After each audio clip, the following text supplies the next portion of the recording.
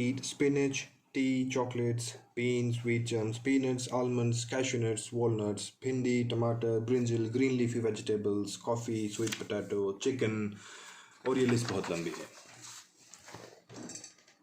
नमस्कार, I am doctor Nitin Srivastava. I am a urologist working in Gurgaon. कल मेरी क्लिनिक में एक नौजवान व्यक्ति आया who had a kidney stone second time, और उसने जो मेरे से सवाल पूछा वो मैं आप लोगों से शेयर करना चाहता हूँ. उसके पास ये लिस्ट पहले से थी और उसने मेरे से पूछा कि डॉक्टर साहब मैं खाऊं क्या. इतने सारे फूड आइटम्स मेरी डाइट से परहेज में डाल रखे हैं कि मेरे पास ऑप्शन ही नहीं बचे हैं. Now this is a very good and a very practical question. What is wrong with this list? Number one, this list is not practical because many people are eating at home, many people are living in hostel, they are eating out in the mess, many people are working and they eat in their cafeteria of their office, many people eat outside with their friends most of the time, so this list is not practical for everyone. Number two, even if you manage to exclude and eliminate all of these food items from your meals, it is probably going to do more harm than benefit because इसमें बड़े सारे food items ऐसे हैं जिनमें बहुत important nutrients होते हैं such as calcium, iron, vitamins, minerals and roughage. Number three, जैसा कि आप सब जानते हैं kidney stones are of different types. For example calcium, uric acid stones, magnesium ammonium stones जिन्हें हम इन्फेक्शन स्टोन्स कहते हैं, cystine stones and some rare varieties. इनके आगे भी बहुत सारे टाइप्स होते हैं. Now all of these stones they have a unique factor जो कि इनके बनने के पीछे रिस्पॉन्सिबल होता है. जैसे कि यूरिक एसिड स्टोन बनने के लिए यूरिन में एसिडिक कंटेंट होना बहुत ज़रूरी है. कैल्शियम ऑक्सलेट स्टोन बनने के लिए यूरिन में कैल्शियम और ऑक्सलेट का concentration is the deciding factor. जो अमोनियम फॉस्फेट स्टोन्स होते हैं जिन्हें हम इन्फेक्शन स्टोन कहते हैं उनमें यूरिन का इन्फेक्शन डिसाइडिंग फैक्टर होता है. On the other hand cystine stones are produce because of a genetic disorder जिसमें आनुवंशिकता का रोल होता है. Now there cannot be one single list जिसमें हम सारे के सारे फूड आइटम्स को लिस्ट कर दें और आपकी डाइट से एलिमिनेट कर दें इररिस्पेक्टिव ऑफ आपको किस तरह का स्टोन है. But definitely there are some measures, कुछ लाइफस्टाइल चेंजेस हैं, कुछ डाइटरी चेंजेस हैं जो कि most of the stone formers में मदद करते हैं स्टोन रिकरेंस रोकने के लिए. And these measures have been found to be most effective in preventing the stone recurrence. इन्हें मैंने समराइज किया है as 10 rules to prevent kidney stones. आइए देखते हैं ये 10 रूल्स क्या है. 10 rules to prevent kidney stones. Number 1 and the most important, fluid intake. Now you should be taking something around 3 liters of fluids a day to produce almost a colorless urine. Patients with heart disease or chronic kidney disease etc. should consult a doctor because they are not allowed to take too much of water. Now what are good fluids? These fluids reduce the risk of stone formation and they include water, fruit juices especially lemonade, orange juice, coconut water and milk. Coffee and tea with milk do not increase stone formation. Now bad fluids are the fizzy drinks or cola drinks which will increase the formation of stone and you should try to avoid them. Alcohol, I would suggest to stay away from them even if you don't have a kidney stone. They have a lot of bad effect on your health. Calcium intake. You should not be restricting your calcium intake because it is very good for your health, and if you restrict your calcium in your diet, the body is going to absorb calcium from your bones.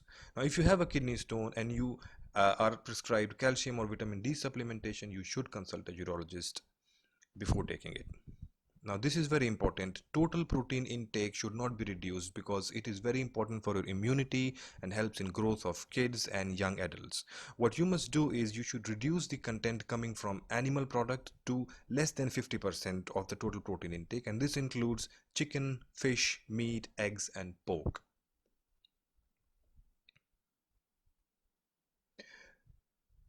The fourth is to cut down on your salt intake because it has been found to increase the risk of kidney stone formation. So roughly half a teaspoon to 1 teaspoon a day. Now regular exercise is very important and you should try to achieve your ideal body weight and the ideal BMI because excess body weight and obesity leads to more acidic content in urine and increases the formation of kidney stones apart from having other health disadvantages. Lots of fruits and vegetables on your plate is the best option as a meal and in between meals because they are packed with lots of good nutrients, vitamins, minerals, and roughage.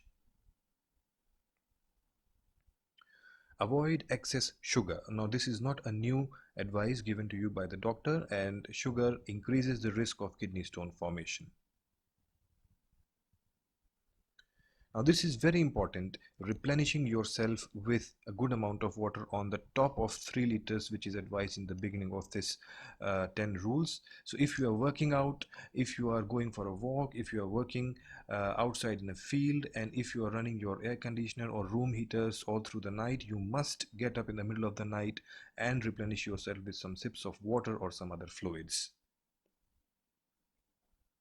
Now, if you have a habit of overindulgence in food, especially fast food, you must try to drop that habit. Excessive intake of any food is discouraged. And in the last, meet a urologist to sketch out the best plan for your health.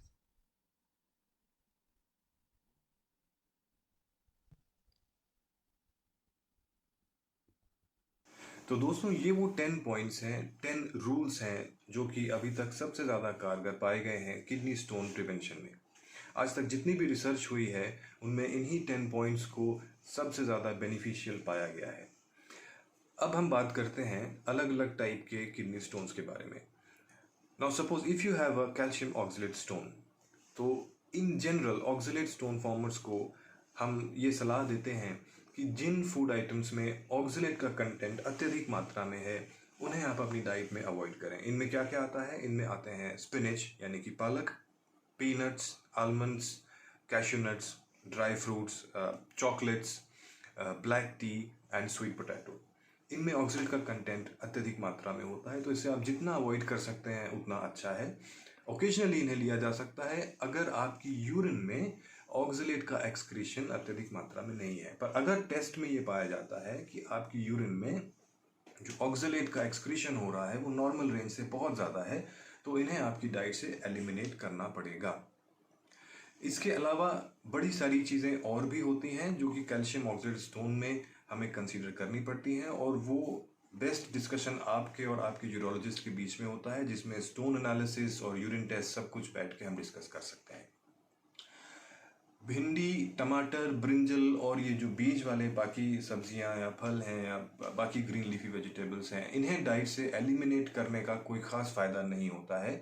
सो अगर आप एक urologist के साथ बैठे हैं तो उनके साथ ये डिस्कस करें। Most of the patients will not require elimination of these things. हाँ, जो मैंने बताया अत्यधिक मात्रा वाले फूड आइटम्स हैं उन्हें कम लेना चाहिए। अगर आपको यूरिक एसिड स्टोन है तो यूरिक एसिड स्टोन में हमें ये फूड आइटम्स जिनमें कि ऑक्सलेट होता है, जैसे स्पिनच है और चॉकलेट्स हैं, इन्हें कम करने से कोई फ़ायदा नहीं होगा। यूरिक एसिड स्टोन फॉर्मर्स को अपनी डाइट में से रेड मीट यानी कि गोश्त और ऑर्गन मीट कम करने से फ़ायदा होता है।